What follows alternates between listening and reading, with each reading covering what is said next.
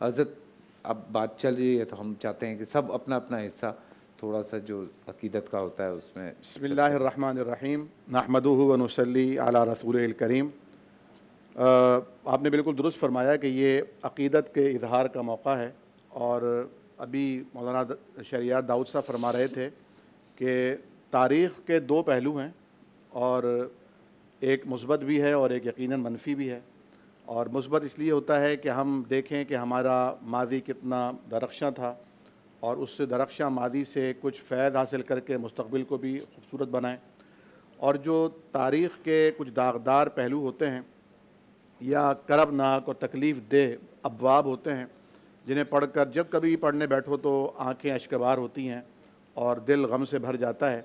تو ان سے سبق لینا چاہیے، ٹھیک، ان سے سبق سیکھنا چاہیے. بالکل. امت مسلمہ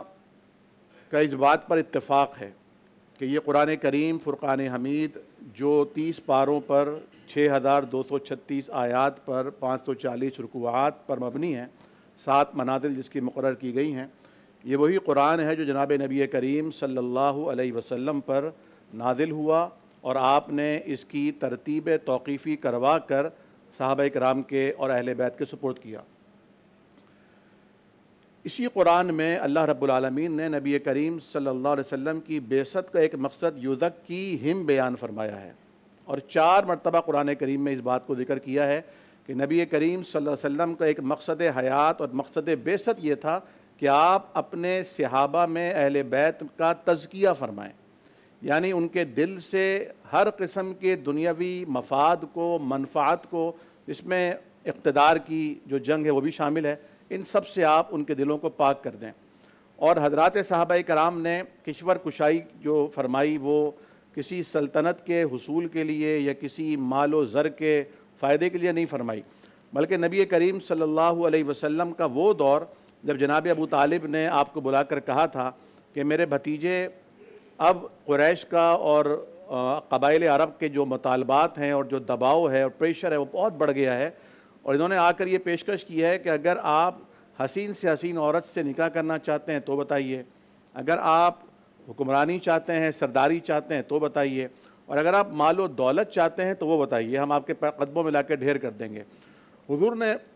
توقف کیے بغیر فرمایا تو چچا جان یہ تو ان کے بس میں ہے، ممکنات میں سے ہے،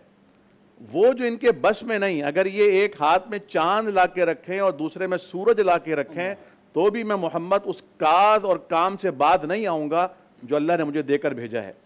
اور آپ ہی کی دعوت پر حضرت علی رضی اللہ تعالیٰ عنہ نے اس وقت جب کہ آپ خود فرماتے ہیں کہ میری آنکھوں میں آشوب ہے، آنکھیں دکھنے کو آئی ہیں اور میری پنڈلیاں ابھی بہت کمزور ہیں، اور یہ بڑے بڑے سردار سر جھکا کر بیٹھے ہیں، جب آپ فرما رہے ہیں کہ کون اللہ کے دین کے لیے میرا ساتھی بنے گا، یا رسول اللہ میں ہوں، میں آپ کے ساتھ ہوں گا. اور پھر وقت نے ثابت کیا کہ حضرت علی رضی اللہ تعالیٰ عنہ نے نبی کریم صلی اللہ علیہ وسلم کا ہر دور میں، ہر بات میں، ہر وقت، ہر لحظہ آپ کا ساتھ دیا، آپ کے دین کے علمبردار بنے. یعنی نبی کریم صلی اللہ علیہ وسلم کے بعد جب خلافت ابو بکر صدیق کو ملی تو آپ اب بھی دین کے علمبردار ہیں، فاروق اعظم کو ملی تو آپ اب بھی دین کے علمبردار ہیں، حضرت عثمان غنی کے پاس آئی تو آپ اب بھی دین کے علمبردار ہیں، عثمان غنی رضی اللہ تعالیٰ عنہ کی شہادت ہوئی تو آپ اب بھی دین کے علمبردار ہیں، اور آپ کی یہ تربیت آپ کے بچوں میں منتقل ہو رہی ہے. اور اللہ کے نبی صلی اللہ علیہ وسلم کی پیشین گوئی تھی، حضرت حسن رضی اللہ تعالیٰ عنہ کو آپ نے گود میں اٹھایا ہوا تھا اور ممبر پر آپ تشریف فرما تھے، اور کبھی حدیث میں آتا ہے آپ مجمع کو دیکھتے، کبھی اپنے بیٹے حضرت حسن کو دیکھتے. اور